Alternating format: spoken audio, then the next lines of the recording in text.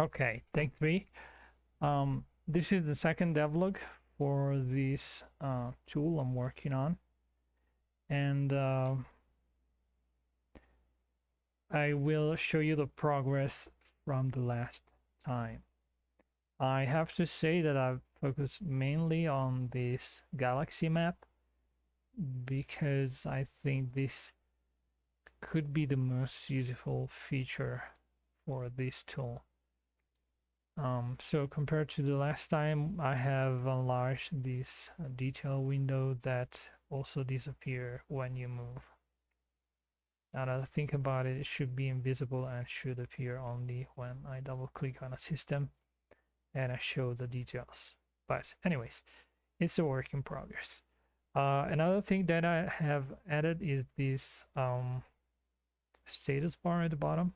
You can see it has galaxy view that I changed to mining view if I change to this other view. And then I have the position and also the zoom level. See, I move up and down and you see the distance between the camera and this rotation center. Also, I can move the plane, this grid, up and down to help navigate because you have some star systems that are high above the galactic plane.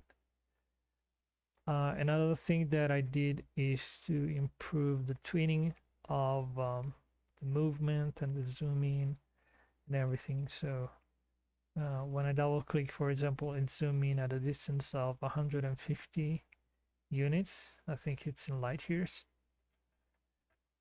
And yeah, this is another view I have called mining because it make stars brighter depending on the number of rings you have. Also, when you double click, you can see details about the prospector limpets you have launched towards asteroids and what you can find or what you have found during these prospecting sessions, we can call it. I've been here just in this system just um, to experiment on that because apparently I have done that only on a couple of systems. For example, in this other system called 285 sector KNB D2106 is where I do my mining, and as you can see there is a lot of platinum.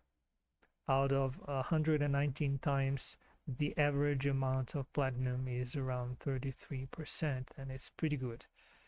And I'm quite sure this number now is accurate because I had this feature even before, I think, in the first devlog, but it was not querying the data in the correct form. So I average per session, and then each average per session is again averaged, and this is the total number. And I think this is a more accurate way of bringing out these values. So in the future, I would like to have this view to also, you know, show in an overlay around the star, maybe the amount of the average of the material you have found the most. Like here you found platinum, and maybe the second one, and inlight, and the percentage displayed as a progress bar, something like this. So the higher percentage, the higher the bar. This could be a more intuitive and quicker way to to find valuable systems to mine. Maybe go prospecting all the systems around your home star system. You prospect I don't know, a dozen of star systems, then you're like, okay, which one is better? And instead of taking note of each one of them, you just have this view telling that for you. So comparing this view to the other, the difference apart the color is that the stars that are bigger it's not because the star is bigger, it's because you have been there a lot of times. Like I've been on Lomas. This is my home system 90 times. I have been to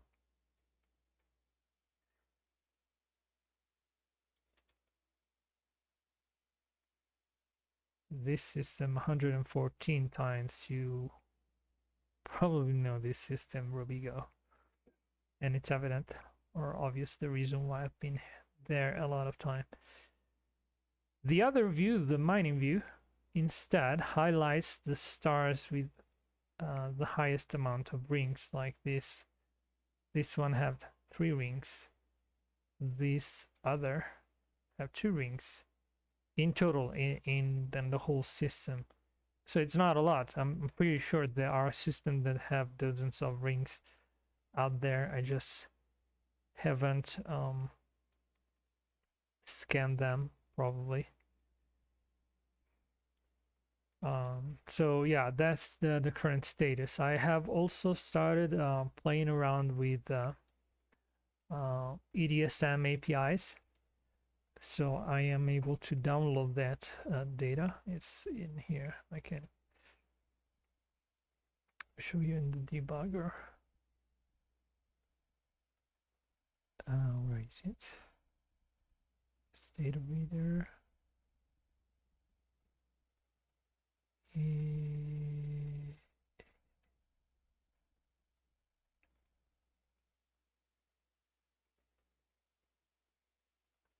EDSM manager, sorry. So here I have downloaded the systems in a radius of 50 light years around the galaxy center, that is Sol.